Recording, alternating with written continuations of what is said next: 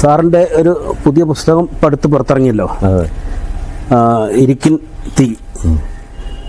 അത് മൊത്തത്തിൽ വായിച്ചാൽ സമൂഹത്തിൻ്റെ എല്ലാ മേഖലകളിലും സാറ് പ്രതികരിച്ചിട്ടുണ്ട്. കുടുംബം, ഉദ്യോഗം, തൊഴിൽ മേഖല, സുഹൃത്ത് മേഖല, അങ്ങനെ തുടങ്ങിയ എല്ലാ മേഖലകളും പരാമർശിച്ചിട്ടുണ്ട്. അതൊരു ജീവിതചരിത്രത്തിൻ്റെ ഒരു സ്വഭാവമാണ്. അതോടൊപ്പം തന്നെ താങ്കളുടെ പ്രതിഷേധങ്ങൾ, ആകുലതകൾ, ആശങ്കകൾ, പ്രതീക്ഷകൾ ഒക്കെ ആ പുസ്തകത്തിൽ വരുന്നുണ്ട്. എനിക്ക് തോന്നുന്നു അതായിരിക്കാം ഒരു പക്ഷേ ആ പുസ്തകത്തിന് ഇത്രത്തോളം ജനകീയത കിട്ടാൻ കാരണം എന്ന് എനിക്ക് തോന്നുകയാണ്. കാരണം വളരെ ചുരുങ്ങിയ കാലം കൊണ്ട് ഇപ്പോൾ 3 എഡിഷൻ പുറത്തു വന്നു. പുസ്തകം ആദ്യം പ്രസിദ്ധീകരിച്ചത് ഏത് മാസമായിരുന്നു സാർ? നവംബറിൽ. അതിനുശേഷം 3 എഡിഷൻ പുറത്തു വന്നു. അപ്പം ജനങ്ങളുടെ ഇടയിൽ സ്വീകാര്യത കിട്ടാൻ ഒരുപക്ഷെ ഇതായിരിക്കാൻ കാരണം എന്ന് ഞാൻ കരുതുകയാണ്. അപ്പോൾ എന്താണ് ആ പുസ്തകം എഴുതാനൊരു പ്രേരണ? ഞാൻ മനസ്സിലാക്കിയിടത്തോളം ആ പുസ്തകം എഴുതാൻ താങ്കളെ അതിലേക്ക് തള്ളിയിടുകയായിരുന്നു എന്ന് ആ പുസ്തകം മൊത്തത്തിൽ നോക്കിയാൽ തോന്നും. ഏതോ സാഹചര്യങ്ങൾ അല്ലെങ്കിൽ താങ്കളുടെ മനസ്സിലെ ചില അസ്വസ്ഥതകൾ, ഈ നേരത്തെ പറഞ്ഞ കാരണങ്ങൾ, എന്തായിരുന്നു ആ പുസ്തകം എഴുതാൻ താങ്കളെ പ്രേരിപ്പിച്ച ഘടകം? വ്യക്തിയെ സംബന്ധിച്ചിടത്തോളം അയാളുടെ ആത്മഭാവം പൊതുവെ പ്രകടമാവുന്നത് അല്ലെങ്കിൽ പഠിപ്പിക്കാൻ കഴിയുന്നത് ഇതുപോലെ ഒരാൾ അദ്ദേഹത്തിൻ്റെ ഈ ആത്മകഥാപരമായിട്ടുള്ളൊരു രചന നിർവഹിക്കുമ്പോഴാണ്. അല്ലാതെ നോവൽ അപൂർവമായി ആ രീതിയിൽ രചിക്കപ്പെടാറുണ്ട്. എഴുത്തുകാരനെ സംബന്ധിച്ചിടത്തോളം അയാൾ ജീവിച്ച ആ സാഹചര്യം അതുകൂടി ചേർത്ത് ആ രീതിയിലൊരു ആത്മഭാവം കൂടി ഉൾക്കൊള്ളുന്ന നോവലുകളുണ്ടാവും. മറ്റ് രചനകൾ ഇപ്പം എന്നെ പോലുള്ള ഒരാളെ സംബന്ധിച്ചിടത്തോളം എനിക്കൊരു എഴുത്ത് ജീവിതമുണ്ട്, ഒരു അക്കാദമിക ജീവിതമുണ്ട്, അതോടൊപ്പം ഞാനൊരു സാംസ്കാരിക രംഗത്ത് സജീവമായി നിൽക്കുന്ന ചുരുങ്ങിയതൊരു 20-22 വയസ്സ് മുതൽ സജീവമായി തന്നെ കേരളത്തിൽ പ്രത്യേകിച്ച് ഇടത് പുരോഗമന പ്രസ്ഥാനങ്ങളുമായി ചേർന്ന് നിന്നുകൊണ്ടും അതുപോലെ സ്വതന്ത്രമായി ഫിലിം സൊസൈറ്റി പോലുള്ള ചലച്ചിത്രങ്ങൾ കാണിക്കാനും ഒക്കെയുള്ള നാട്ടിലുള്ള സംരംഭം എന്ന നിലയിലുമൊക്കെ വളരെ സജീവമായി തന്നെ ഇടപെട്ട ഒരു ജീവിതവും ഉണ്ട്. ഇന്നും അതിൻ്റെ തുടർച്ചയിലാണ് ഞാൻ. ഇപ്പോഴും ഈ പറയുമ്പോഴും ഞാൻ സർവകലാശാലയിൽ നിന്ന് വിരമിച്ച അധ്യാപക പ്രസ്ഥാനമൊക്കെ ആയിട്ട് ബന്ധപ്പെട്ടിട്ട് പ്രവർത്തിക്കുന്ന അല്ലെങ്കിൽ അതിൻ്റെ മണ്ഡലത്തിൽ ചില ഉത്തരവാദിത്തങ്ങൾ നിർവഹിക്കുന്ന ഒരാളാണ്. അപ്പോൾ ആ നിലയിൽ എനിക്കൊരു പൊതുജീവിതം ഉണ്ട്. ഞാൻ ഒരു പൂർണ്ണമായ ഒരു സ്വകാര്യ വ്യക്തി ജീവിതം നയിക്കുന്ന ഒരാളാണ്. അപ്പോൾ ഈ വ്യക്തി ജീവിതം നയിക്കുന്ന ഒരാളെ സംബന്ധിച്ചിടത്തോളം അയാൾക്ക് സ്വാഭാവികമായിട്ട് സാമൂഹികമായിട്ടുള്ള പ്രശ്നങ്ങൾ ഒരു പരിധിയിലധികം അയാളെ അസ്വസ്ഥപ്പെടുത്താൻ സാധ്യത കുറവാണ്. കാരണം അയാളുടെ സ്വകാര്യ ജീവിതത്തിൽ തന്നെ മുഴുകിയായിരിക്കും മിക്കവാറും സമയം ചിന്തിക്കുന്നതും പ്രവർത്തിക്കുന്നതും. അതിലേക്ക് അയാൾ സ്വയം തന്നെ സമർപ്പിച്ച് അങ്ങനെ പോകും. അതേസമയത്ത് ഈ പബ്ലിക് ലൈഫ് ഉള്ള ഒരാളെ സംബന്ധിച്ചിടത്തോളം നമുക്ക് സമൂഹത്തിലുള്ള എല്ലാ തരത്തിലുള്ള കയറ്റിറക്കങ്ങളും നമ്മളതും കൂടിയായിട്ട് അനുഭവപ്പെടും. അത് തീർച്ചയായിട്ടും അതങ്ങനെ തന്നെയാണ്. അപ്പോൾ എന്നെ സംബന്ധിച്ചിടത്തോളം എനിക്ക് ഒരു സാംസ്കാരിക പ്രവർത്തകൻ എന്ന നിലയിൽ അനുഭവപ്പെട്ട ചില വേവലാതികൾ എന്നെ എൻ്റെ ഭൂതകാലത്തിലേക്കും ഞാൻ എന്ന ഒരു വ്യക്തി രൂപപ്പെട്ട ഭൗതിക സാഹചര്യങ്ങളിലേക്കും കുടുംബ സാഹചര്യങ്ങളിലേക്കും എൻ്റെ നാട്ടുജീവിത പരിസരങ്ങളിലേക്കൊക്കെ സഞ്ചരിക്കാൻ എന്നെ പ്രേരിപ്പിച്ചിട്ടുണ്ട്. അതൊക്കെ ഞാനിത് എഴുതാനിരുന്ന സമയത്ത് വളരെ സ്പോണ്ടേനിയസ് ആയിട്ട്, അതായത് നമ്മൾ പ്രത്യേകിച്ചൊരു എഫർട്ടൊന്നും എടുക്കാതെ തന്നെ മനസ്സിലേക്ക് തള്ളി വന്നിട്ടുള്ള കാര്യങ്ങൾ ആണ് ഞാൻ എഴുതിയിട്ടുള്ളത്.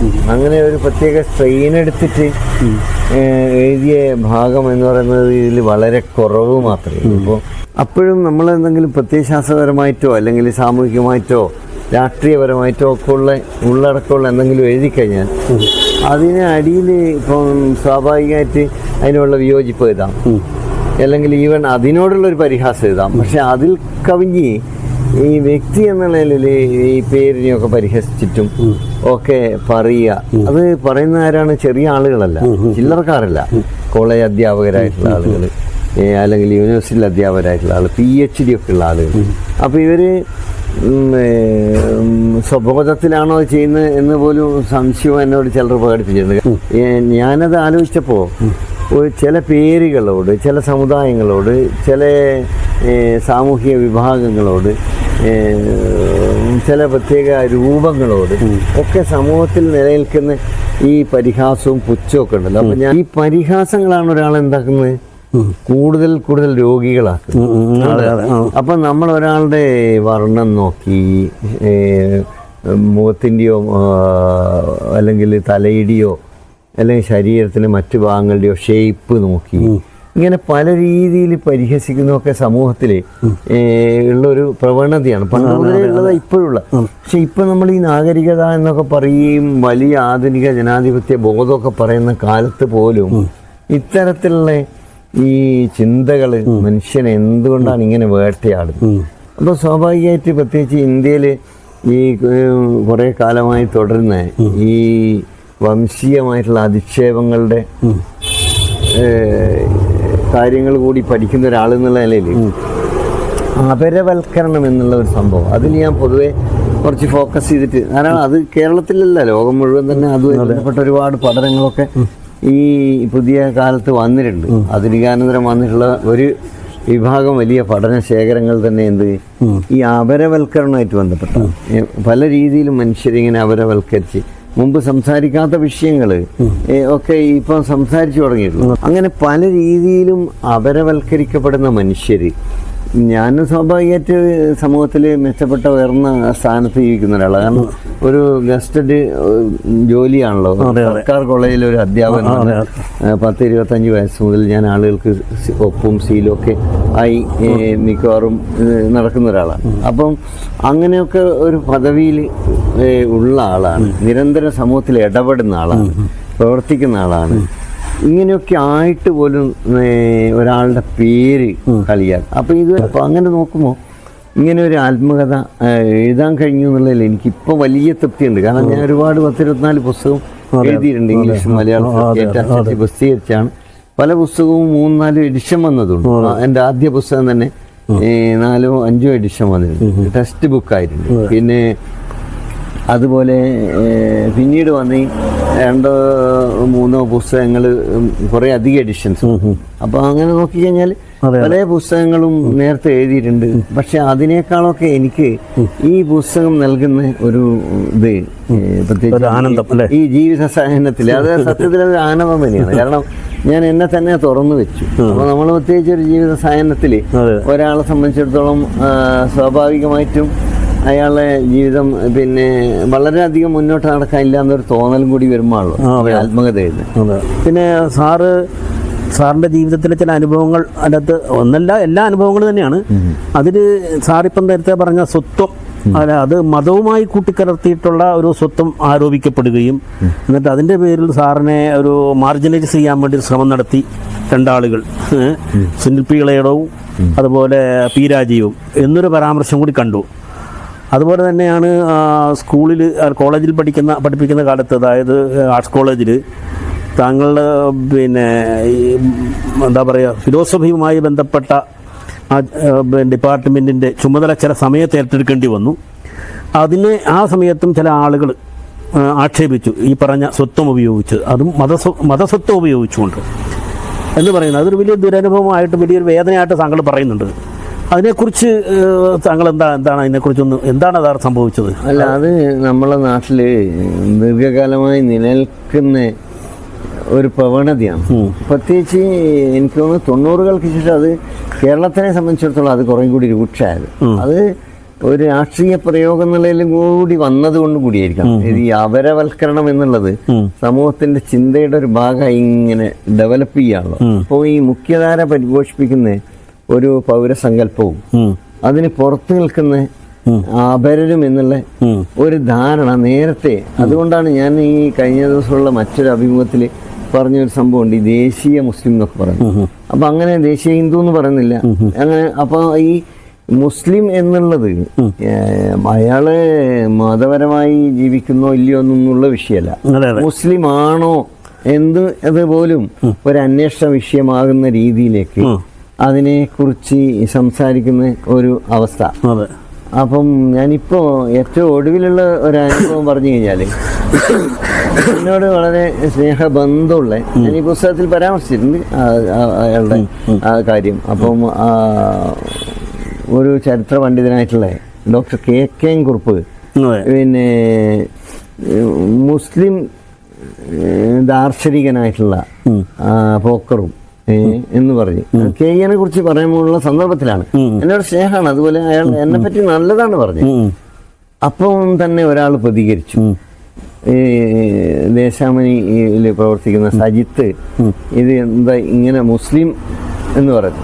അപ്പൊ ഇത് അയാൾ കുറുപ്പ് സാറോട് ഇതിന്റെ ഈ ഗ്രൂപ്പിന്റെ അഡ്മിനായിട്ടുള്ള പിന്നെ ദീപക് നാരായണൻ കുറുപ്പ് സാറോട് അതിനെപ്പറ്റി ചോദിച്ചു. അല്ല അതിലെന്താ തെറ്റ്, മുസ്ലിം അങ്ങനെ മുസ്ലിം എന്ന് പറയുന്നില്ല എന്ന് ചോദിച്ചു. അപ്പൊ അതിന് ഉത്തരം പറയാൻ ദീപക് നാരായണൻ വളരെ പുരോഗമനപരമായി വളരെ വിപ്ലവോന്മുഖമായി ചിന്തിക്കുന്ന ആളാണ്. പക്ഷെ അതിന് മറുപടി പറയാൻ ദീപക്കിന് കഴിയുന്നില്ല. കാരണം വെച്ചാൽ കുറുപ്പ് സാറെ പറ്റി ഹിന്ദു ചരിത്രകാരനോ പറയുന്നില്ല, അല്ലെങ്കിൽ നായർ ചരിത്രകാരനോ ആരും പറയാറില്ലല്ലോ, എഴുതാറില്ല, പറയാറില്ല. അപ്പം എന്തുകൊണ്ടാണ് ഇങ്ങനെ പറയും, അതിൽ എന്ത് ചതിക്കുഴിയുള്ളതെന്ന് പോലും സ്വയം ചിന്തിക്കാൻ കഴിയാത്ത രീതിയിൽ മൈൻഡ് അങ്ങനെ സെറ്റ് ചെയ്ത് പോയി. അങ്ങനെയുണ്ടല്ലോ നമ്മളിപ്പോ ഈ ഒരു സോഫ്റ്റ്വെയർ ഒക്കെ നേരത്തെ എങ്ങനെയാണോ ഫോർമാറ്റ് ചെയ്ത് അതിനനുസരിച്ചല്ലേ വർക്ക് ചെയ്യുന്നത്. അതിന് വ്യത്യസ്തമായിട്ട് ആവണമെങ്കിൽ അത് മാറ്റി. അതിന് നമ്മുടെ നാട്ടിലുള്ള ഈ ജാതി ഘടന ഉണ്ടല്ലോ, ആയിട്ട് എന്തെങ്കിലും ബന്ധമുണ്ടോ? കാരണം മറ്റ് രാജ്യങ്ങളില്ലാത്ത ഒരു പ്രത്യേകതയാണ് നമ്മുടെ ആളുകളെ ജാതിയുടെ അടിസ്ഥാനത്തിൽ കമ്പാർട്ട്മെന്റ് ചെയ്തിട്ട് ചില ആളുകൾ ഉപരിവർഗം, ചില ആളുകൾ ഹീനവർഗം എന്ന് പറഞ്ഞിട്ട് വേർതിരിക്കുന്ന ഒരു സംഗതിയുണ്ട്. ആ ഒരു പ്ലാറ്റ്ഫോമിൽ നിന്നുകൊണ്ട് എല്ലാവരെയും കാണാൻ, ഏത് സമൂഹത്തെ അപരവൽക്കരിച്ച് കാണാനുള്ള ഒരു പ്രവണത ഇന്ത്യൻ സൊസൈറ്റിക്കില്ലേ? അത് എല്ലാ കാലത്തും വളരെ ദീർഘകാലമായി പ്രത്യേകിച്ച് ഈ ജാതി വ്യവസ്ഥയുടെ തുടർച്ചയിൽ തന്നെ രൂപപ്പെട്ടാണ്. കാരണം വെച്ചാൽ ഈ പാശ്ചാത്യ രാജ്യങ്ങളിൽ കറുത്തവര് വെളുത്തവര് എന്നുള്ള ഒരു ഭിന്നിപ്പും അതിന്റെ പേരിലുള്ള സംഘർഷങ്ങളുമാണ് പൊതുജീവിതത്തിലുള്ള പ്രധാനപ്പെട്ട സാമ്പത്തിക സംഘർഷമല്ലാത്ത, സാമ്പത്തിക ചൂഷണവുമായി ബന്ധപ്പെട്ടുള്ള, മുതലാളിത്തമൊക്കെയായി ബന്ധപ്പെടുന്ന സംഘർഷമല്ലാത്ത സാംസ്കാരിക മണ്ഡലത്തിൽ പ്രവർത്തിക്കുന്ന ഒരു വൈരുദ്ധ്യം അവിടെ കറുപ്പിന്റെയും വെളുപ്പിന്റെയും ഒരു ഡയലക്റ്റിക്സ് ആണ്. അതേസമയത്ത് ഇവിടെ അങ്ങനെയല്ല, ഇവിടെ ഒരു ഗ്രേഡഡ് ഇൻഇക്വാലിറ്റിയാണ്, അതായത് ശ്രേണീബദ്ധമായിട്ടുള്ള ജാതി വ്യവസ്ഥയാണ്. അപ്പോൾ ഒരു ജാതിക്ക് അടുത്ത ജാതി മ്ലേച്ഛനാണ്. അങ്ങനെ ഓരോ ഗ്രേഡിലും ഇപ്പോൾ ഉയർന്ന ജാതിയാണെന്ന് വിചാരിക്കുന്ന ആൾ തന്നെ അതിന്റെ മുകളിലുള്ള ആളെ സംബന്ധിച്ചിടത്തോളം താണ ജാതിയാണ്. അപ്പൊ ഈ ഒരു സംഭവം എത്രയോ കാലമായി ഇവിടെ ഇങ്ങനെ നിൽക്കുകയാണ്, വേരോടി നിൽക്കുകയാണ്. അതുകൊണ്ട് ഈ ഒരു മ്ലേച്ഛ സങ്കല്പം, സമൂഹത്തിലുള്ള ഈ ഒരു മ്ലേച്ഛ സങ്കല്പം യഥാർത്ഥത്തിൽ എന്ത് ഇവരെ സംബന്ധിച്ചിടത്തോളം ഇവരെ സംസാരങ്ങളിലും എഴുത്തിലും ഭാഷണങ്ങളിലും ഇടപെടലുകളിലും ഒക്കെ വരും. അത് അറിയാതെയും വരും, അറിഞ്ഞും ബോധപൂർവ്വം. എല്ലാവരും ബോധപൂർവ്വമായിരിക്കണം എന്നില്ല. അപ്പോൾ ഇദ്ദേഹമൊക്കെ വലിയ തൂഫത്തുൽ മുജാഹിദീന് അതുപോലുള്ള കൃതികളൊക്കെ പരിഭാഷപ്പെടുത്തി ഒരുപാട് കാര്യങ്ങൾക്ക് രാഷ്ട്രീയമായ വ്യാഖ്യാനങ്ങൾ നൽകുന്നതിൽ പുരോഗമനപരമായി പങ്കുവച്ച വ്യക്തിയാണ്. അങ്ങനെയുണ്ടല്ലോ, മലബാർ കലാപത്തെക്കുറിച്ച് വ്യാഖ്യാനങ്ങൾ, കർഷക സമരങ്ങളെക്കുറിച്ച്, അങ്ങനെ ഒരുപാട് പുരോഗമന ചിന്തകൾ കൊണ്ടുവരുന്ന ആൾക്ക് പോലും ഇപ്പോൾ ഒരാൾ സംസാരിക്കുമ്പോൾ അവരൊരു ദളിത് ഇഷ്യൂ പറയുന്നെങ്കിൽ അവരോട് പെട്ടെന്ന് ആ രീതിയിലാണ് ഇവരെന്ത് പറയുന്നതെന്നുള്ള, ഇങ്ങനെ പറയാൻ തന്നെ പാടില്ല എന്ന രീതിയിലേക്ക് പെട്ടെന്ന് തോന്നുകയാണ്. അല്ലെങ്കിൽ ഇയാൾക്ക് ഒരു പരിഗണന കൊടുക്കുന്ന ഒരു പരിഗണനയായിട്ടാണ് കാണിക്കുന്നത്. നമ്മളിപ്പം മറ്റു പലരെ പോലെയോ അതിനേക്കാൾ മുകളിലോ ജോലി ചെയ്യുന്ന ആളാണ്, അല്ലെങ്കിൽ അതിനേക്കാൾ നന്നായി കാര്യങ്ങൾ പറയുന്ന ഒരാളാണ് എന്നതുകൊണ്ടോ അല്ലെ ഒരു നല്ല അധ്യാപകനാണെന്നോ അല്ലെ ആ രീതിയിലല്ല. ഇയാളെ ഇങ്ങനെ ഇൻവെർട്ടർ കോമക്കകത്ത് പ്രത്യേകം പരിഗണിക്കപ്പെടേണ്ട ഒരാളാണ് എന്ന രീതിയിലാണ്. അത് എന്നെ മാത്രമല്ല, അത് പൊതുസമൂഹത്തിലുള്ള ഒരു സംഭവമാണ്. അതിന്റെ തുടർച്ചയിൽ നമ്മൾ ഇപ്പൊ ഈ ഇന്റർനാഷണൽ ആയിട്ടുള്ള വംശീയത എന്നുള്ള ഇന്ത്യയിലെ വിഷയമാണല്ലോ. ഇപ്പൊ മൂല്യമൊക്കെ ആത്മഹത്യ ചെയ്ത പോലെ നമ്മൾ ചിന്തിച്ചു കഴിഞ്ഞാൽ ഈ സാമ്പത്തിക പ്രശ്നം മാത്രമല്ലല്ലോ, സാമ്പത്തിക പ്രശ്നം അതിൽ രണ്ടാമത്തെ അന്തസ്സായി ജീവിക്കുക എന്നുള്ള മനുഷ്യനെ സംബന്ധിച്ചിടത്തോളം പ്രധാനമാണല്ലോ. അപ്പോൾ ആ അർത്ഥത്തിൽ നമ്മൾ നോക്കിക്കഴിഞ്ഞാൽ ഒരാൾക്ക് ഒരു സമൂഹത്തിൽ ഒരാൾക്കായാലും ഒരു സമുദായത്തിനായാലും അവരെ അന്തസ്സ് വളരെ പ്രധാനമാണ്. അപ്പോൾ ഈ ഈക്വാലിറ്റി എന്നുള്ളത് ഇക്വാലിറ്റി പൂർണ്ണാർത്ഥത്തിൽ സാമ്പത്തിക രംഗത്ത് ഒരിക്കലും ഇല്ലല്ലോ. നമ്മൾ അങ്ങനെ ആഗ്രഹിക്കുന്നുണ്ടെങ്കിൽ ഇപ്പം സമ്പൂർണ്ണ സോഷ്യലിസമൊന്നും ഇപ്പോൾ കേരളത്തിലോ ഇന്ത്യയിലോ മറ്റ് ഇക്വാളിറ്റി എന്നതിനേക്കാൾ കൂടുതൽ ജസ്റ്റിസ് അല്ലേ കൂടുതൽ? അല്ല, അത് ഇക്വാലിറ്റി എന്നുള്ളൊരു സങ്കല്പമില്ല, ജസ്റ്റിസ് ഉണ്ടാവില്ല. ഇപ്പം എന്നെപ്പോലെ തന്നെ ഇയാളും അർഹനാണ് എന്ന് നമ്മൾക്ക് അംഗീകരിക്കാൻ കഴിയുന്നില്ലെങ്കിൽ നമുക്ക് ജസ്റ്റിസും കൊടുക്കാൻ പറ്റില്ല. നമുക്ക് നല്ല ആസ്പത്രിയിൽ നല്ല ചികിത്സ കിട്ടണം. അപ്പം അയാൾക്ക് അത് കൊടുത്താൽ മതി, അത് അധികമല്ലേ. ഇവർക്ക് ഇത്രയും കൊടുത്തില്ലേ എന്ന് പറയുന്ന ആളുകളുണ്ടല്ലോ ഇപ്പൊ ഇവിടെ. ഇവർക്ക് ഇത് കൊടുത്തില്ലേ അത് കൊടുത്തില്ലേ എന്ന് പറയുന്ന രീതിയിലാണല്ലോ ഇവര് പ്യൂണായാൽ മതി, ഞങ്ങൾ ജഡ്ജ് ആണ്ടെന്നാണ് ബ്രാഹ്മണ്യം വിചാരിക്കുക. അത് ആനന്ദത്തിൽ ഒരുപാട് ആളുകളുടെ പ്രബന്ധങ്ങളുണ്ട് ഇന്ത്യയിലെ. ഈ ഒരു ബ്രാഹ്മണൻ ജനിക്കുമ്പോൾ അയാളുടെ രക്ഷിതാക്കൾ ആഗ്രഹിക്കുന്നത് അയാൾ ജഡ്ജാവണം. ഇന്നത്തെ കോടതിയുടെ ഘടനയൊക്കെ പറഞ്ഞുള്ള പഠനം തന്നെയാണ്. അതേസമയത്ത് ഒരു വിത്തിൻ കോട്ട് താണത് എന്ന് ഇവര് മുദ്രകുത്തി മാറ്റിവെച്ചുള്ള പാദവൽക്കരിക്കപ്പെട്ട സമൂഹത്തിലുള്ള ഒരമ്മ പ്രസവിച്ചു കഴിഞ്ഞാൽ ആ കുട്ടിയുടെ രക്ഷിതാക്കൾക്ക് ഇയാളൊരു സ്വീപ്പറോ അല്ലെങ്കിൽ പ്യൂണോ ആക്കണം എന്നുള്ളതാണ് ആഗ്രഹം പോലും ഉണ്ടായിത്തീരുന്ന രീതിയിലേക്ക് നമ്മുടെ ചിന്താ മണ്ഡലം തന്നെ മാറ്റി എത്രയോ വർഷമായിട്ട് ഇപ്പോഴും അതിനെ സാധൂകരിച്ചുകൊണ്ടിരിക്കുന്ന ആളുകളെ നമുക്ക് കാണാൻ പറ്റും. എന്നാൽ ഇവരെ ഏത് സമൂഹത്തിലുള്ളയും ഏതൊരാൾക്കും എല്ലാറ്റിനും അർഹതയുണ്ട്, തുല്യമായ അർഹത ഉണ്ട് എന്ന് അംഗീകരിക്കാത്ത കാലത്തോളം നമുക്ക് സത്യത്തിൽ ജസ്റ്റിസിനെ ശരിക്കും പറഞ്ഞാൽ ഈ മൈൻഡ് ശരിക്കും ഈ മൈൻഡ് സെറ്റപ്പ് പൊളിക്കൽ കൂടി ഇന്ത്യയിലെ വിമോചനത്തിന്റെ ഭാഗമല്ല. അപ്പം സാറ് പറഞ്ഞതുപോലെ ഇപ്പം സാമ്പത്തിക രംഗത്തിൽ മാത്രമല്ല, അതിനപ്പുറത്ത് ഈ പറഞ്ഞ സാമൂഹിക ഘടനയിലുള്ള ഈ ഉച്ചനീചത്വ സങ്കല്പം ഇതും കൂടി പൊളിക്കുമ്പോഴാണ് യഥാർത്ഥത്തിൽ ഇന്ത്യയിൽ സാമൂഹ്യ നീതി എന്ന് പറയുന്നത് യാഥാർത്ഥ്യമാകുക. അതാണ്. അല്ല, എവിടെയായാലും ഞാൻ പറയുന്നത് അടിസ്ഥാനപരമായിട്ട് നമ്മൾ സാംസ്കാരിക മണ്ഡലത്തിൽ നടക്കേണ്ട ഒരു സമരം. ഇപ്പൊ എൻ്റെ ബുക്കിൽ തുടക്കം മുതൽ അവസാനം വരെ ഇതിൻ്റെ ഒരു ധാര ഉണ്ട് എന്നാണ് ഞാൻ വിചാരിക്കുന്നത്. കാരണം നമ്മൾ മനുഷ്യർ സൗഹാർദ്ദത്തിലും സ്നേഹത്തിലും അനുകമ്പയുടെ അടിസ്ഥാനത്തിലും ഒക്കെ നിലനിൽക്കുക എന്നുള്ളത് നമ്മുടെ മനുഷ്യരെ സംബന്ധിച്ചിടത്തോളം ധാർമ്മികമായ ഒരു ചുമതലയാണ്. ഇതര ജീവജാലങ്ങളുടെ ചിന്താലോകത്തെക്കുറിച്ച് നമുക്ക് കൂടുതൽ അറിവൊന്നുമില്ല. എത്രമാത്രം പഠനങ്ങൾ നടത്തിയാലും അതിൻ്റെ മറ്റ് ബയോളജിക്കലായിട്ടുള്ള അല്ലെങ്കിൽ ഫിസിയോളജിക്കലായിട്ടുള്ള കാര്യങ്ങളൊക്കെ നമ്മൾ ഒരുപാട് പഠിച്ചിട്ടുണ്ടെങ്കിലും അതിൻ്റെ ഒരു മനോവ്യാപാര ഘടനകൾ നമുക്ക് വേണ്ടത്ര ഇപ്പോഴും പഠിക്കാൻ പറ്റില്ല. അത് എങ്ങനെയാണ് ചിന്തിക്കുന്നത് നമുക്കറിയാം. പക്ഷെ മനുഷ്യരെ സംബന്ധിച്ചിടത്തോളം നമുക്കറിയാലോ, നമ്മളിപ്പോൾ തൊട്ട അയൽ വീട് താണ വീടാണ് അല്ലെങ്കിൽ അപരനായി മാറ്റി നിർത്തപ്പെടേണ്ട ആളാണെന്ന് വിചാരിച്ചാൽ നമുക്ക് അവിടെ പോയിട്ട് അവരെ സഹായിക്കുക എന്നുള്ളത് ഇപ്പം ഭക്ഷണം ദൂരെ വെച്ചു കൊടുക്കുന്ന ഒരു കൾച്ചർ നമുക്കുണ്ടായിരുന്നല്ലോ. കുഴികുത്തി ഭക്ഷണം കൊടുത്തതിനെ പറ്റിയല്ലോ ആത്മകഥയിൽ വിരീതം എന്നുള്ള ആത്മകഥയിൽ നമ്മുടെ കേരളത്തിലെ വളരെ പ്രഗത്ഭനായ സാമ്പത്തിക ശാസ്ത്രജ്ഞനായിട്ടുള്ള കുഞ്ഞാമൻ സാർ പറയുന്നത്. അപ്പോൾ കുഞ്ഞാമൻ സാറെ പോലത്തെ ഒരു പ്രഗത്ഭനായ ആൾക്ക് അങ്ങേയറ്റം ദുഃഖഭരിതമായ അന്തരീക്ഷങ്ങളിലൂടെ ഒരുപാട് കുട്ടിക്കാലത്ത് മാത്രമല്ല ആ കുട്ടിക്കാലത്തുള്ള ആ ഭാരം ജീവിതം മുഴുവൻ പേറേണ്ടി വരുന്നു. അത് പ്രത്യേകിച്ച് ഇപ്പം താങ്കൾ സൂചിപ്പിച്ച പോലെ ഈ ജാതി ഘടനക്കകത്ത് ഇപ്പം ജാതി ഘടന അങ്ങനെ എളുപ്പം പോകുന്നതല്ല. കാരണം ജാതി ഘടന മാത്രമല്ല, ഈ സാമൂഹികമായ ഉച്ചനീചത്വ സങ്കല്പങ്ങൾ എല്ലാ സമൂഹത്തിലും ഉണ്ടായിട്ടുണ്ട്, ജാതി ആയിട്ടല്ല. അതാണല്ലോ ഗാംഷിയുടെ ഒക്കെ പ്രസക്തി. കാരണം വളരെ പുരോഗമിച്ച ഇറ്റലിയിലും വളരെ പുരോഗമിച്ചിട്ടുള്ള ഈ ജർമ്മനിയിലുമാണ് വലിയ രീതിയിലുള്ള വംശീയ ഉന്മൂലനങ്ങൾ നടന്നത്. ലക്ഷക്കണക്കിന് മനുഷ്യർ. അതിന്റെ അടിസ്ഥാനം എന്ന് പറയുന്നത് വെറും വംശീയാണ്, മതവിശ്വാസമോ ഒന്നും ആയിരുന്നില്ല. അതിന് ഒരുപാട് തെളിവുകളുണ്ട്. വികലാംഗരായ ആളുകൾ അവർ കൊന്നു കളഞ്ഞിട്ടുണ്ട്, പിന്നെ ഹിപ്പികളായി നടക്കുന്ന ആളുകളെ കൊന്നു കളഞ്ഞിട്ടുണ്ട്. അങ്ങനെ അപ്പോൾ ഇവരുടെ ഒരു സങ്കല്പത്തിലുള്ള മനുഷ്യൻ അല്ലെ ആ ഒരു ഇതുണ്ടല്ലോ, റേഷ്യൽ ആണ്, അതായത് വംശീയമായിട്ടുള്ള ഒരു ചിന്തയാണ്. ഈ വംശീയമായ ചിന്തയാണ് ഹൈദരാബാദ് സർവകലാശാലയിൽ ഒരു പ്രൊഫസറുടെ ക്വാർട്ടേഴ്സിൽ സ്വന്തം കിണർ കുഴിച്ചിരിക്കുകയാണ്. ഇത് മൂലം ആത്മഹത്യ ചെയ്തുകൊണ്ട് മാത്രമാണ് നമ്മൾ പത്രങ്ങളിലൊക്കെ ഇത് വാർത്തയായി വന്നത്. അപ്പം അദ്ദേഹം കിണർ കുഴിക്കുന്ന ഒരു സ്വാഭാവികമാണെന്ന് ആളുകൾ വിശ്വസിച്ച് നടന്ന് അതിനെപ്പറ്റി സംസാരമോ വിഷയമോ പ്രത്യേക കേസൊക്കെ എടുക്കേണ്ട കാര്യമില്ല. ആലോചിച്ചാൽ അങ്ങനെ ഒന്നും സംഭവിക്കുന്നില്ല. ഇപ്പോഴും ഉത്തരേന്ത്യയിലൊന്നും അത് സംഭവിക്കാൻ സാധ്യമൊന്നുമില്ല. പക്ഷെ കേരളം പോലെ ഒരുപാട് മെച്ചപ്പെട്ട ഒരു സ്ഥലത്ത് ഇല്ലേ, നേരത്തെ തന്നെ കേരളത്തിൽ ഈ സാമൂഹിക ജീവിതം കുറേയും കൂടി മെച്ചപ്പെട്ട, അതിന് പല കാരണങ്ങളുണ്ട്. നമ്മളുടെ സാമൂഹിക ഘടന അതിൽ കാര്യമുണ്ട്. ഈ സാമ്പത്തിക ഘടനയിൽ പ്രത്യേകിച്ച് ഈ മണി ഓർഡർ എക്കണോമി എന്ന് പരിഹാസമായിട്ടൊക്കെ പറയുമെങ്കിലും മണി ഓർഡർ എക്കണോമിക്ക് എന്താ ഒരു കുറ്റം? ആളുകൾ ഹ്യൂമൻ റിസോഴ്സ് എന്നുള്ളത് വളരെ പ്രധാനമല്ലേ. അപ്പോൾ അത് ലോകത്തിൻ്റെ പല ഭാഗത്തും പോയി അധ്വാനിച്ചിട്ട് ഒരുപാട് സമ്പത്ത് ഇവിടത്തേക്ക് ഒഴുകിയത് ആയിട്ട് ബന്ധപ്പെട്ടിട്ടുണ്ട്. അങ്ങനെ പല ഘടകങ്ങളും കൂടി ചേർന്ന്, അതുപോലെ ഭൂപരിഷ്കരണമൊക്കെ അതിനൊക്കെ പരിമിതിയൊക്കെ ഉണ്ടായിട്ടുണ്ട്. ദളിത് കോളനികൾ നിലനിർത്തുന്നു എന്നുള്ള കുറ്റം അതിനുണ്ട്, ഇപ്പോഴും ഉണ്ട്.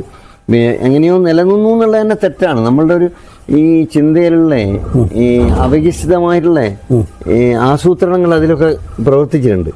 അങ്ങനെ ഉണ്ടല്ലോ. നമ്മൾ ഇക്വാലിറ്റിയെ കുറിച്ച് പറയുമ്പോൾ എവിടെ എല്ലാവരും ഈക്വൽ അല്ല എന്ന് ചിന്തിച്ചു പോകുന്ന ഒരു സംഭവം നമ്മുടെ സാംസ്കാരിക നേതൃത്വത്തിലും രാഷ്ട്രീയ നേതൃത്വത്തിലൊക്കെ ഉള്ളത് കൊണ്ടാണ്. അപ്പോൾ അങ്ങനെ നമ്മൾ നോക്കിക്കഴിഞ്ഞാൽ യഥാർത്ഥത്തിൽ പിന്നെ ഈ അപരവൽക്കരണം എന്നുള്ളത് ഈ സമൂഹത്തിലെ എക്കാലത്തും ചർച്ച ചെയ്യപ്പെട്ട ഒരു വിഷയമായിട്ട് നിലനിൽക്കുകയാണ്. ഇന്നത് കൂടുതൽ പ്രസക്തമാണ്. അപ്പോൾ അതുകൊണ്ട് എൻ്റെ ഒരു ഫോക്കസ് ഈ പുസ്തകത്തിൽ വന്നിട്ടുള്ളത് അതുകൊണ്ടാണ്. ഇപ്പം മറ്റൊരുപാട് അനുഭവങ്ങൾ, ഞാനിപ്പോൾ കഴിഞ്ഞ ദിവസം നാട്ടിൽ ഓർക്കാട്ട് ജനിച്ചു വളർന്ന സ്ഥലത്താണ് ഇതിൻ്റെ 3ാമത്തെ എഡിഷൻ്റെ പ്രകാശനം ബെന്യാമിനാണ് നടത്തിയത്. അവിടുന്നൊക്കെ പലരും എന്നോട് വ്യക്തിപരമായി അതില്ലേ ഇതില്ലേ വായിക്കാത്ത ആളുകൾ, വായിച്ച ആളുകൾ അതെന്താ ഇല്ലാത്ത ഇതെന്താ ഇല്ലാത്ത ഇങ്ങനെ ചോദിക്കുന്നത് സ്വാഭാവികമാണ്. അല്ല, അങ്ങനെ ഒരുപാട് കാര്യം ഇപ്പം നമ്മളൊരു രചന വരുമ്പോൾ എല്ലാ കാര്യവും ഉൾക്കൊള്ളൂലല്ലോ. ആ ഒരു സ്പോണ്ടേനിയസ് ആയിട്ടുള്ള ഒരു ഫ്ലോയിൽ ഇങ്ങനെ എഴുതിപ്പോയി.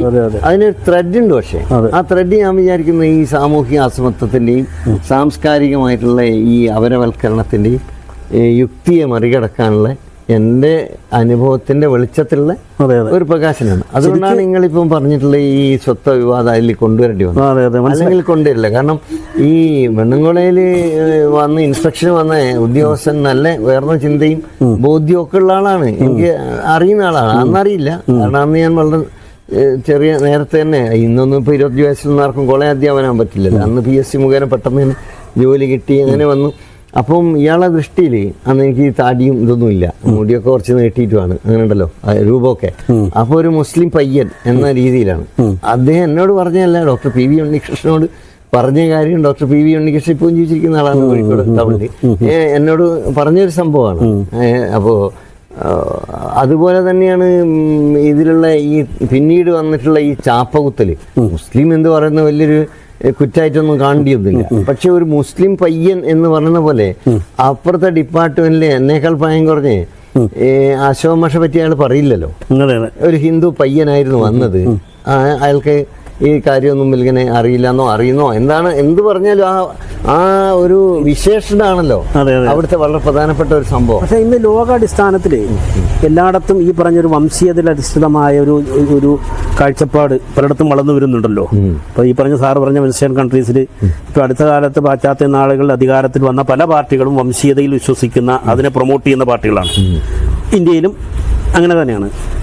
അപ്പോൾ അങ്ങനെ ലോകത്തടിസ്ഥാനത്തിൽ തന്നെ അതൊരു ആശയമായി വളർന്നു വരുന്നുണ്ട് പഴയതിനേക്കാൾ. അതെ, അതിൻ്റെ ഒരു പല ഘടകങ്ങളിൽ പ്രവർത്തിക്കുന്നുണ്ട്. ഒന്ന്, മുതലാളിത്തം പുതിയൊരു ഘട്ടത്തിലൂടെയാണ് 80കൾക്ക് ശേഷം കടന്നു വരുന്നത്. ഈ സാങ്കേതിക വിദ്യ അതിരില്ലാത്ത രീതിയിൽ വികാസം പ്രാപിച്ചു. അതിനെപ്പറ്റിയൊക്കെ വളരെ ഗഹനമായ പഠനങ്ങളുണ്ട്. ഞാൻ ആ പുസ്തകവും ഇത്തരം കാര്യങ്ങളിലേക്കൊന്നും ഈ ഒരു സംഭാഷണത്തിൽ പോകുന്നില്ല. പിന്നെ അപ്പം ഈ അതിരില്ലാത്ത എന്നുള്ളത് വളരെ പ്രധാനമാണ്. കാരണം എവിടേക്കാണ് വളരുന്നത് നമുക്ക് തന്നെ അറിയില്ല. ഇപ്പോൾ ഉദാഹരണത്തിന് ഇപ്പം ഈ നിർമ്മിത ബുദ്ധിയിലേക്ക് എത്തി. നിർമ്മിത ബുദ്ധി എന്നൊക്കെ പറഞ്ഞാൽ നിങ്ങളോ ഞാനോ സങ്കല്പിക്കുന്നതിൽ അപ്പുറത്താണ് അതിന്റെ സാധ്യത. അതുണ്ടാക്കാൻ പോകുന്ന അപകടവും അതിന് അപ്പുറത്തായിരിക്കും. അപ്പോൾ ആ രീതിയിൽ സാങ്കേതിക വിദ്യ വികസിക്കുന്നതുകൊണ്ട് മനുഷ്യർ ഒരുപാട് സൗകര്യമൊക്കെ കൂടുകയും ചെയ്തു, വർദ്ധിക്കുന്നു. അതോടൊപ്പം ഇതിന്റെ സമ്പത്ത് വളരെ എളുപ്പത്തിൽ കുവിഞ്ഞുകൂടുക. കാരണം മുമ്പ് ഒരുപാട് ആളുകൾ ജോലി ചെയ്യേണ്ട സ്ഥലത്ത് കുറച്ച് ആളുകൾ ഇപ്പം ഈ പിന്നെ സോഫ്റ്റ്വെയർ ശൃംഖലയൊക്കെ വികസിച്ചതോടുകൂടി കുറേ ആളുകൾ പല തവണ ഉണ്ടാക്കേണ്ട സാധനം ഒറ്റ തവണ ഉണ്ടാക്കി, പിന്നെ അത് തന്നെ പ്രൊഡ്യൂസ് ചെയ്തു. വലിയ പണ്ട് തീത്തുപ്പുന്ന വ്യവസായശാലകളാണ്, വലിയ പുകക്കോയലും അല്ലേ. നമ്മളൊക്കെ ഈ ആദ്യകാലത്തൊക്കെ ഉള്ള വികാസത്തിന്റെ ചരിത്രം തന്നെ പഠിക്കുക അങ്ങനെയാണല്ലോ. വലിയ വ്യവസായങ്ങൾ, അതിന്റെ പുക, അതിന്റെ ചിമ്മിനി തുടക്കുന്ന ആളുകൾ, ഇങ്ങനെയാണ് ആ കാലത്തുള്ള ഫിക്ഷനിലൊക്കെ കഥാപാത്രങ്ങൾ പോലും പ്രത്യക്ഷപ്പെട്ടത്. ഇന്നിപ്പോൾ അങ്ങനെയുള്ള വലിയ വ്യവസായശാലകൾ തന്നെ വേണ്ട, ഒരുപാട് ചെറിയ ചെറിയ സംഭവങ്ങളിലൂടെ വളരെ പെട്ടെന്ന് പണം കുമിഞ്ഞുകൂടുകയാണ്. അപ്പൊ ഇങ്ങനെ വരുമ്പോൾ എന്ന് വെച്ചാൽ സാമ്പത്തിക താല്പര്യങ്ങളാണ് ഇതിന്റെ പ്രധാനപ്പെട്ട. രണ്ട് രീതിയിലാണ്. സാമ്പത്തിക താല്പര്യം ഒരു വശത്തും, മറുവശത്ത് അധിനിവേശത്തിനുള്ള സാധ്യത വളരെ കൂടുകയും ചെയ്യാം. കാരണം ഈ സമ്പത്ത് മുഴുവൻ ആരെ കയ്യിലാണോ? ഇപ്പം വിദ്യാഭ്യാസത്തെ കുറിച്ച് പറയുമ്പോൾ post modern condition report on knowledge എന്ന പുസ്തകം ഈ 80കളിൽ വന്നതാ. 84ലാണ് അതിന്റെ ഇംഗ്ലീഷ് ആദ്യമായിട്ട് പ്രസിദ്ധീകരിക്കുന്നത്. അന്ന് തന്നെ അദ്ദേഹം പറയുന്നുണ്ട്, ഈ വികാസം ഇങ്ങനെ പോവുകയാണെങ്കിൽ വിദ്യാഭ്യാസ രംഗത്തൊക്കെ മൗലികമായ അന്വേഷണങ്ങളൊക്കെ അവസാനിക്കുകയും അല്ലെങ്കിൽ അവസാനിപ്പിക്കുകയും ഇവരെന്താണോ ആഹ്വാനം ചെയ്യുന്നത് അത് മാത്രം ചെയ്യുകയും ചെയ്യുന്ന പ്രവണത ഉണ്ടാവും. ഇവരെന്ന് പറയുന്നത് ഈ സമ്പത്ത് സൂക്ഷിക്കുന്നതാണ്. കാരണം അവരുടെ ഡാറ്റാ ബാങ്കും അവരുടെ വലിയ ഭീമൻ സാറ്റലൈറ്റ് ശൃംഖലകളും ഇതൊക്കെയായിരിക്കും കാര്യങ്ങൾ എന്ത് നടക്കണം എന്ത് നടക്കണ്ട. ഒരു രാജ്യത്ത് മനുഷ്യർ സമാധാനത്തിൽ ജീവിക്കണോ വേണ്ടിയോ എന്ന് പോലും അവർക്ക് തീരുമാനിക്കാൻ കഴിയും. ഇപ്പോൾ തൊട്ടടുത്ത വെനിസ്വലയിൽ കടന്നു കയറി ആളെ പിടിച്ചു കൊണ്ടുപോവാണ്. നമുക്ക് എന്തുകൊണ്ടോ? അല്ല, നമുക്ക് കുറച്ചൊക്കെ രോഷമൊക്കെ ഉണ്ട്. പക്ഷേ സാമ്പത്തിക താല്പര്യങ്ങളോടൊപ്പം വംശീയ താല്പര്യങ്ങളില്ലേ? അല്ല, അത് അതിന്റെ യുക്തിയിലേക്കാണ് ഞാൻ വരുന്നത്. വംശീയ താല്പര്യം ഇപ്പോൾ യൂറോപ്പിൽ വലിയ പ്രതിസന്ധിയിലാണ്, ജോലി കിട്ടുന്നില്ല യൂറോപ്യൻസ്. അപ്പോൾ അവിടെ കുറഞ്ഞ കൂലിക്ക് ജോലി ചെയ്യാൻ വേണ്ടി കുറേ അധികം ഇന്ത്യക്കാരും പാകിസ്ഥാൻകാരും പിന്നെ മറ്റ് ഏഷ്യൻ രാജ്യങ്ങളിലുള്ള ആളുകളൊക്കെ അവിടെ നിലവിലുണ്ട്. അപ്പോൾ അവിടെ യൂറോപ്പിൽ അവർ ജോലി കിട്ടാത്തത് ഇവരുള്ളതുകൊണ്ടാണെന്നാണ് വിചാരിക്കുന്നത്. വാസ്തവത്തിൽ ഇവര് പിന്നെ ജോലി കിട്ടാത്തതിന്റെ കാരണമാണ് ഇവർ വരുന്നത്. അവർക്ക് കൂടുതൽ കൂലി കൊടുക്കേണ്ടി വരുന്നത് കൊണ്ടാണ് ഇവരവിടെ ഡിപ്ലോയ് ചെയ്യുന്നത്. അതുകൊണ്ടല്ലോ, അല്ലെങ്കിൽ ഇവരെ വെക്കില്ല. അപ്പൊ അവിടുത്തെ കോർപ്പറേറ്റുകളെ സംബന്ധിച്ചിടത്തോളം അവിടുത്തെ നാട്ടുകാരനാണോ വിദേശിയാണോ എന്നുള്ള പ്രശ്നമല്ല. ഒരേ സമയം ഇവരെ ഉപയോഗപ്പെടുത്തുകയും ചെയ്യുന്നത് തൊഴിലിന് വേണ്ടി. മറുവശത്ത് ഈ ഒരു പൊളിറ്റിക്സ് നിർബാധം ഇപ്പോൾ ട്രംപിനെ തന്നെ നോക്കിയാൽ മതി. ട്രംപ് എന്ന് പറയുന്നത് ഉദാഹരണത്തിന് അമേരിക്കയിലെ ഈ റേഷ്യൽ ആയിട്ടുള്ള ചിന്തയുടെ ഒരു കൾമിനേഷനാണ്, അതിൻ്റെ ഒരു പാരമ്യമാണ്. അയാളുടെ എല്ലാ വിദ്വേഷ പ്രസംഗങ്ങളും നമ്മൾ ആലോചിച്ച് കഴിഞ്ഞാൽ രണ്ട് കാര്യത്തിലാണ് അയാൾ കുപ്രസ്ഥനായി തീർന്നത്. ഇപ്പം എപ്സ്റ്റൈൻ ഫയൽ വന്നതോടുകൂടി അതും ഉണ്ട്. അതിന് മുമ്പ് തന്നെ രണ്ട് കാര്യത്തിൽ. ഒന്ന്, ഈ കളവ് നിരന്തരം പറയുന്നില്ല. അയാൾ കളവൊക്കെ എത്ര ഉണ്ട് എന്ന് എണ്ണിത്തിട്ടപ്പെടുത്തിയിട്ട് പഠനമൊക്കെ വന്നിട്ട് ഉള്ള പുസ്തകങ്ങൾ വരെയുണ്ട്. രണ്ടാമത്തെ ഈ വിദ്വേഷ പ്രസംഗം, മറ്റുള്ള മനുഷ്യരെ കുറിച്ചുള്ള പരാമർശം. ഇത് ഈ ക്രിസ്ത്യൻ പള്ളിയിൽ തന്നെ പുരോഹിതന്മാരെ അദ്ദേഹം സത്യപ്രതിജ്ഞ എടുക്കുമ്പോൾ അവിടെ ഇദ്ദേഹത്തെ ആശീർവദിക്കാൻ എത്തിയ കറുത്ത വംശജനായിട്ടുള്ള പുരോഹിതനെ ഇയാൾ നോക്കിയില്ല. അത് ടി വിയിലൊക്കെ ഞാൻ ലൈവ് ചർച്ചയൊക്കെ ചെയ്ത ഒരു വിഷയമാണ്. അപ്പൊ ഇങ്ങനെ ഈ വംശീയമായ വിദ്വേഷത്തിന്റെ അതേസമയത്ത് അദ്ദേഹത്തിന് ലാഭയെ വേണ്ടു. ലാഭയുക്തിയിൽ അദ്ദേഹം എല്ലാ കാര്യവും ചെയ്യും. നമ്മളിപ്പോൾ അവിടുന്ന് ഈ വെനിസ്വലയിൽ അവർ പിടിച്ചെടുത്ത എണ്ണകൾ നമ്മൾ വാങ്ങുകയാണെങ്കിൽ നമുക്ക് എന്ത് വിട്ടുവീഴ്ചയും ചെയ്യും. കാരണം അവരുടെ കച്ചവടമാണ് അവിടെ പ്രശ്നം. മറ്റു ഇന്ത്യക്കാരോട് അയാൾക്ക് അൾട്ടിമേറ്റ് ആയിട്ട് വിരോധവും ഇല്ല, സ്നേഹവും ഇല്ല, പാകിസ്ഥാൻകാരോടും ഇല്ല. അപ്പം അപ്പുറത്ത് പാകിസ്ഥാൻകാരോട് പറയും നിങ്ങളെ ഞാൻ യുദ്ധത്തിൽ സഹായിച്ചിരിക്കുന്നു, രക്ഷപ്പെടുത്തിയിരുന്നു. നമ്മൾ ഇന്ത്യക്കാരോടും പറയുന്നത്.